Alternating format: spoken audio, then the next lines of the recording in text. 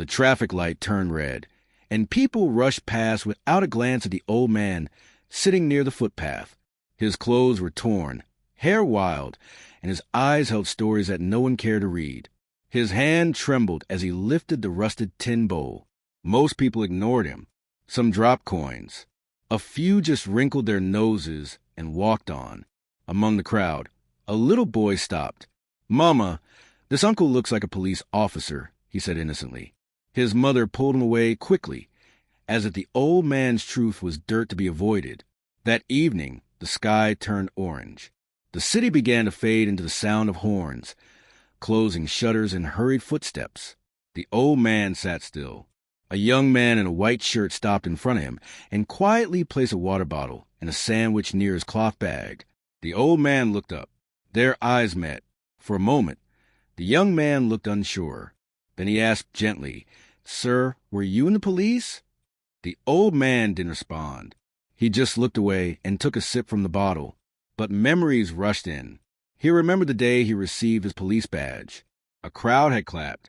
His mother had cried with pride. He remembered leading raids, saving girls from trafficking rings, catching a minister's spoiled son with illegal weapons, and refusing to take a bribe to bury the case. He remembered the threats. He remembered being called into the department and being told, "You're a hero, officer, but we're under pressure. Take an early retirement or face consequences." He refused to bow. His house was attacked. His younger son injured. When he tried to file a case, the same department labeled him unstable. He was suspended under charges of misconduct. No hearing. No justice. He tried everything, media, petitions, lawyers. But everyone disappeared when the real names behind the threats were revealed. Then came the day his wife left with her children. She said she couldn't let them grow up surrounded by fear and hunger. He gave her all his remaining savings, kissed his daughter's forehead, and watched them walk away. He had nothing left. For the next few years, he moved from city to city, doing small jobs. But once a man loses his badge, he doesn't lose just a job. He loses his place in society. Eventually, even the small jobs dried up. No ID, no reference, just memories.